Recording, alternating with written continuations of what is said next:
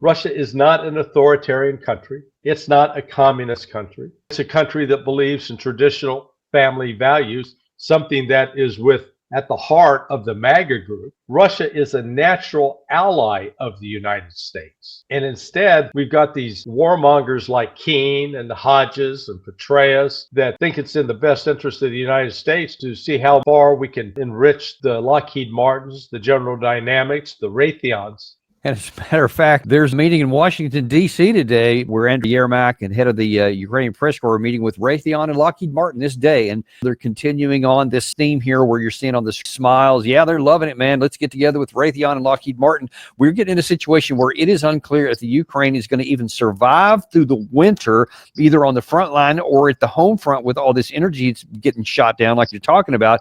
Right. And these guys are spending their time trying to have big contracts to make American contractors more rich. This has nothing to do with any kind of strategy other than making these U.S.-based corporations rich and their shareholders rich. We are supporting a regime that embraces Nazi ideology, that shuts down all opposition press, that just removed a mayor of Odessa to replace it with a military governor the other day. Without following any kind of legal procedures. And yet that's who we're supporting. We're supporting people who actually embrace and celebrate Nazis.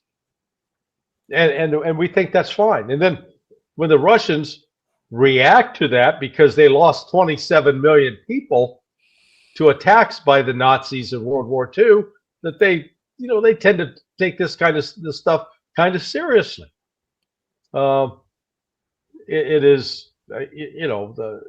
just shows that the average American is so completely out of touch with reality, and to make it worse, our government leaders are even further out of touch. Well, and that's kind of what I want to put. I have less, or I have some more sympathy for many in America because they are deluged, unlike with channels like this or some of our colleagues in the industry, who are also doing a great job telling the truth and having people on like you who also talk about what's happening on the truth. But when they see stuff like The Atlantic and when they see stuff on Fox, like with Jack Keane or any of these other guys, or the president himself, they see a world that's like, no, we are the dominant power here and everybody else is quaking in their boots. And as a matter of fact, at this same meeting here, in my view, you had, and you're going to see it here in a second, both NATO leaders and the useful idiots in the media that are going to amplify this. Not only do we want to go after Russia, but we want to go after Russia and China simultaneously. Here's Mark Rutte, Secretary General, talking about expanding this alliance into a global military one.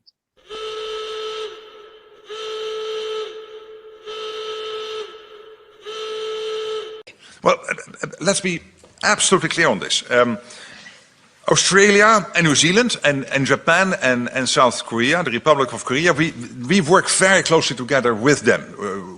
In NATO parlor, the IP4, the Indo-Pacific 4. And you know why? Because we acknowledge that the Euro-Atlantic and the Indo-Pacific cannot be seen as two separate theaters. They are combined with North Korea and China supporting Russia's war effort, Iran supporting Russia's war effort. Let's not be naive about this.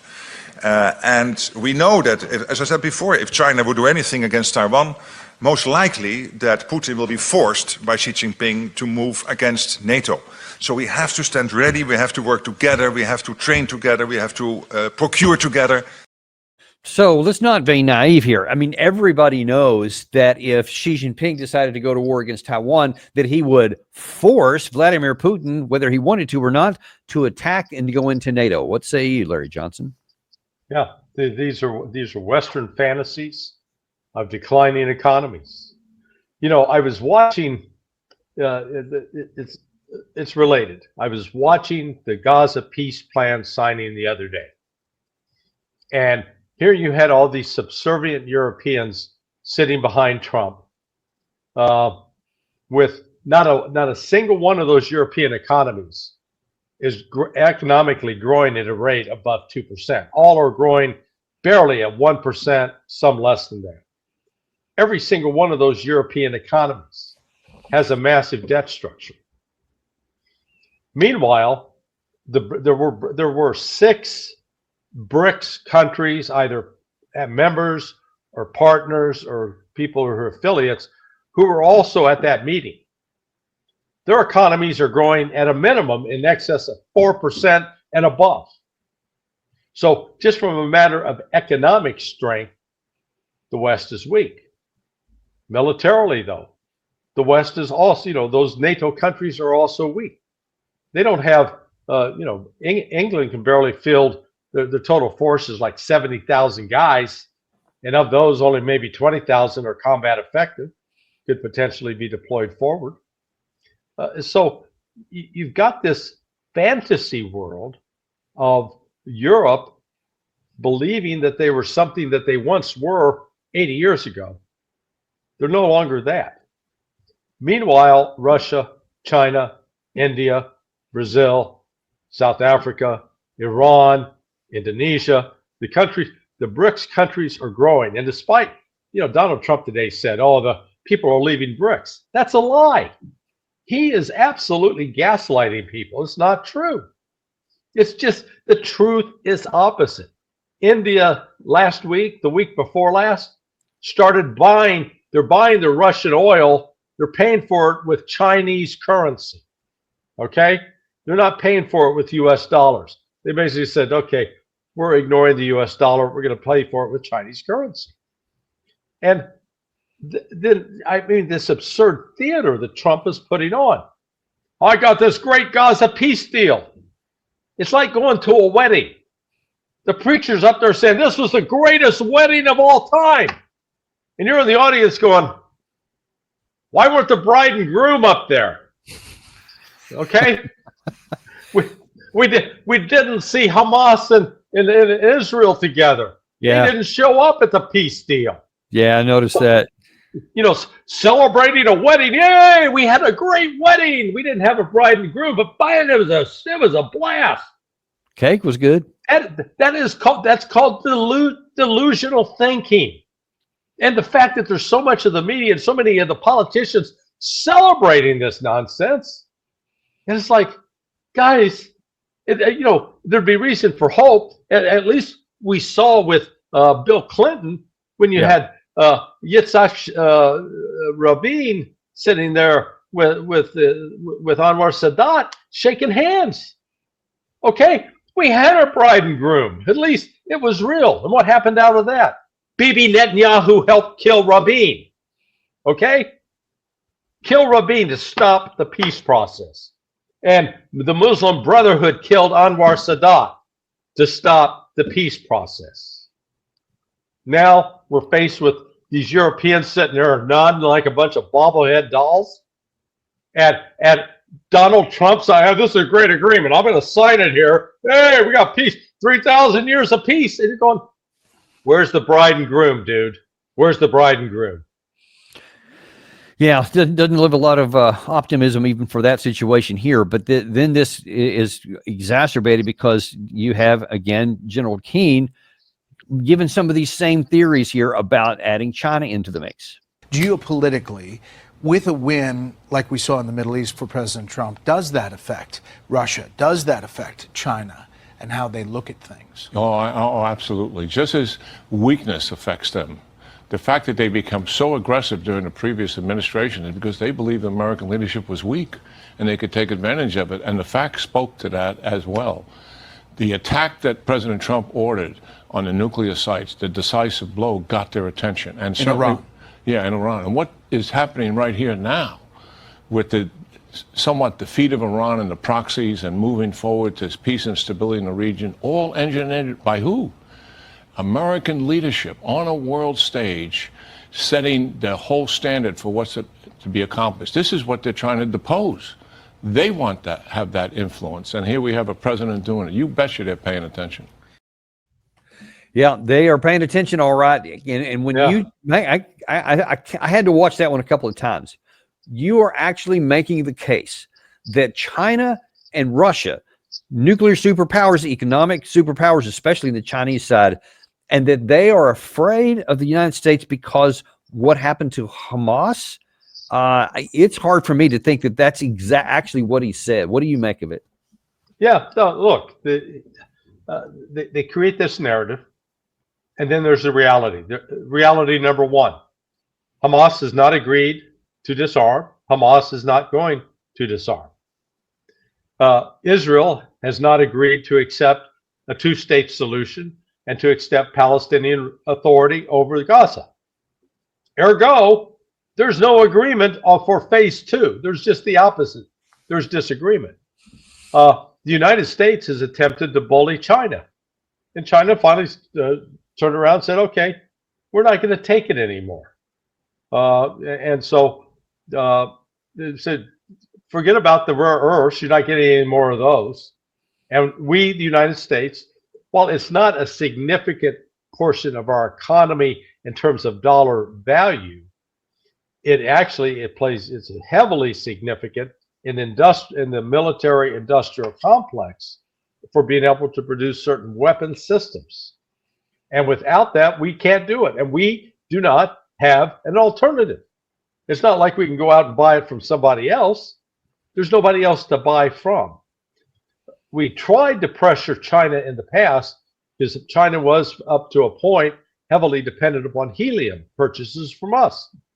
Chinese turned around and said, hey, we can't be that dependent. They separated themselves. Now they're only like 5% dependent on the United States. The United States started to impose fees on Chinese ships that dock the U.S. harbors. Chinese said, fine, we're doing the same thing to you. The reality is the United States cannot compete economically with China. We're not big enough. We're not strong enough. We're not deep enough. And people say, oh, you hate Americans. Look, folks, I'm just telling you the reality of the way it is. You want to go on with your dream world? Go on with your dream world.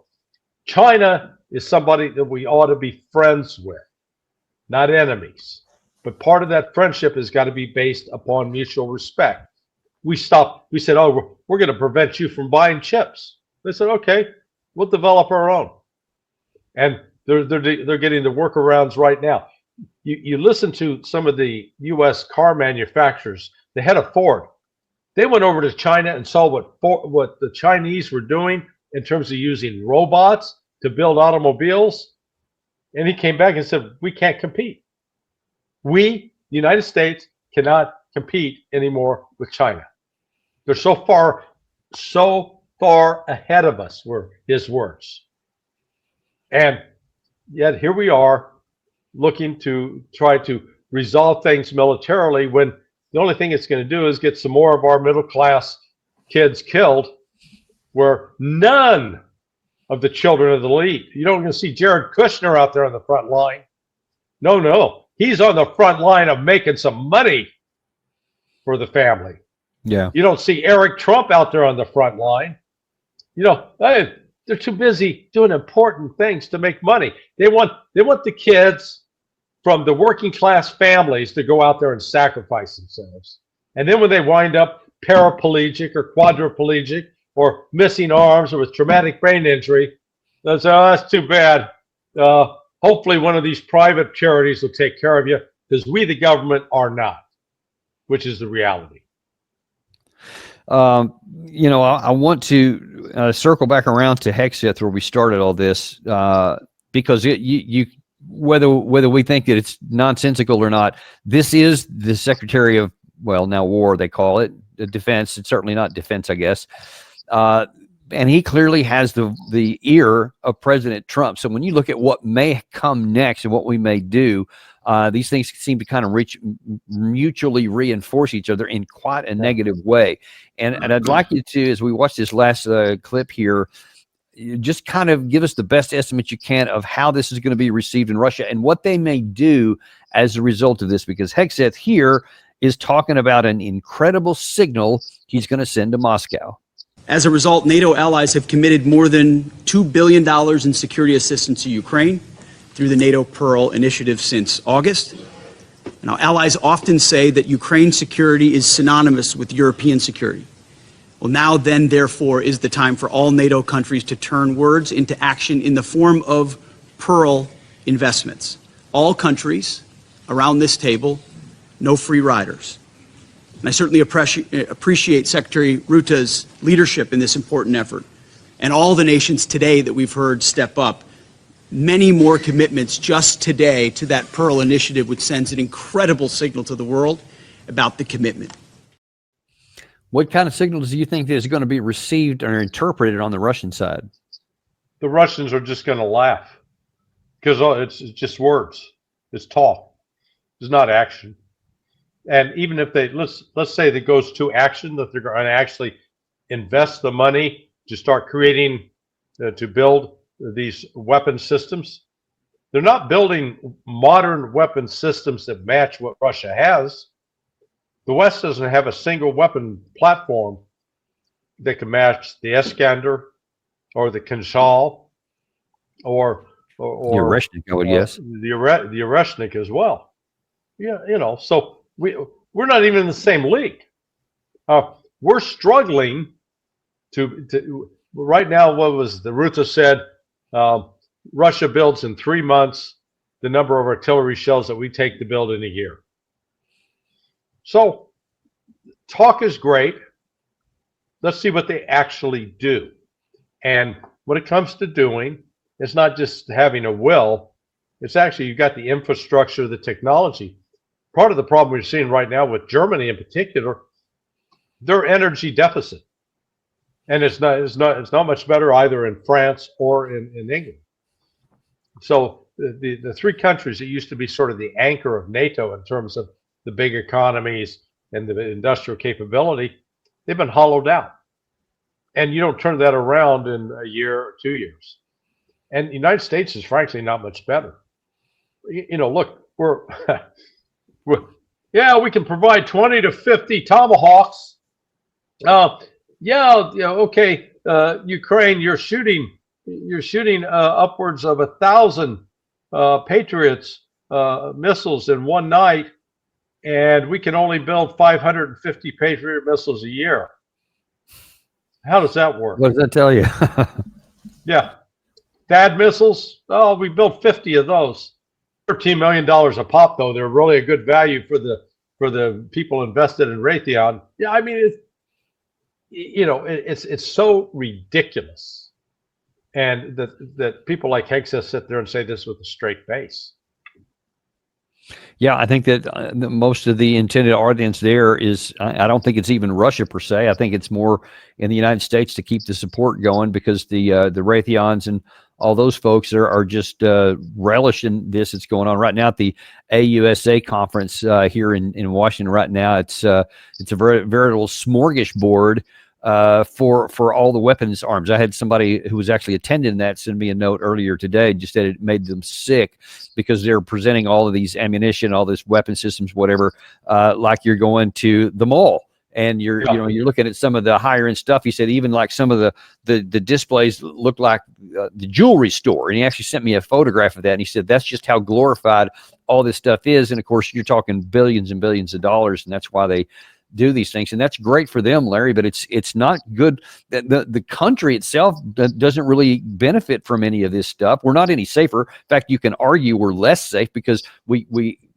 make other people think we may use it against them, so it raises their level of defense even higher, and then all it does is keep the war going over here. So what's the value of this? I mean, is it literally just, I'm talking about among the elite, is it just that, hey, works for us, so we'll just keep doing it however many Ukraine people died to keep that war going, we don't care? Self-licking ice cream cone. We build it. If we build it, they will come. Well, we build it, and then we're the ones coming to it and spending the money on it. You look at our use, the entire concept of how we use military force without having any strategy attached to it. And we're seeing that right now in the waters off the coast of Venezuela, where we're attacking and blowing up unarmed boats that are not firing on us. They're not trying to kill Americans, at least directly. They've got the allegation that they're carrying drugs, but the boats are incapable of reaching the United States without having 4 or 5 major refuelings if they're ever able to make it. And yet we find it so much easier. Let's just kill them.